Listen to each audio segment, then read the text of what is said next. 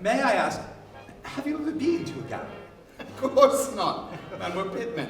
Most of we left school when we were 11, so there's a lot of things we didn't know. But that's why we come here, to find out about the world. Yeah, we're not thick, you know. Well, apart from Jimmy. It is based on a true story. These were actually pitmen who were painters. We don't want to spend all day at work in the mines and then come up here and look at bloody cherubs, man. And at one point they decided to have an art class. And that's where this begins. You know, looking at the period of time, access for working class people was a very different thing than it is now. The play takes place in the early 1930s, and it's about a group of men from Ashington, kind of northern England, and they're coal miners.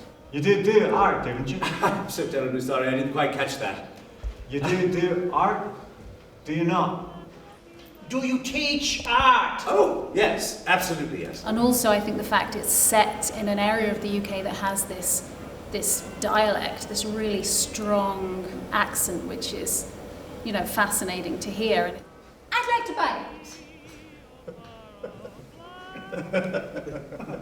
it. They get famous because it's kind of the first example of a group of coal miners, working class people doing art. And so I think the audience will both be enjoying a piece of art as they watch it, but also really engaging with the question of who art is for.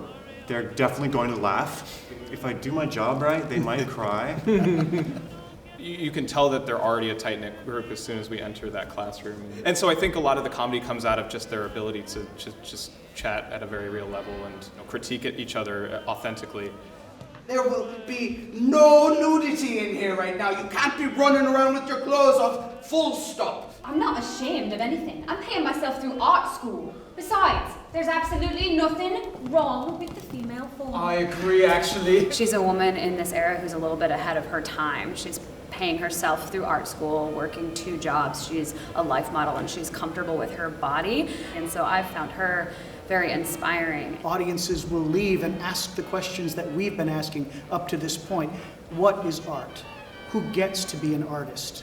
Because we saw that art was not about the privileged. It wasn't about money.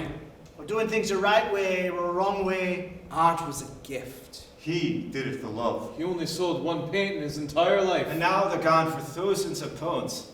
Art doesn't really belong to anybody. Not the artist, Or the owner. or the people who look at it. Real art is something shared. Real art belongs to everyone.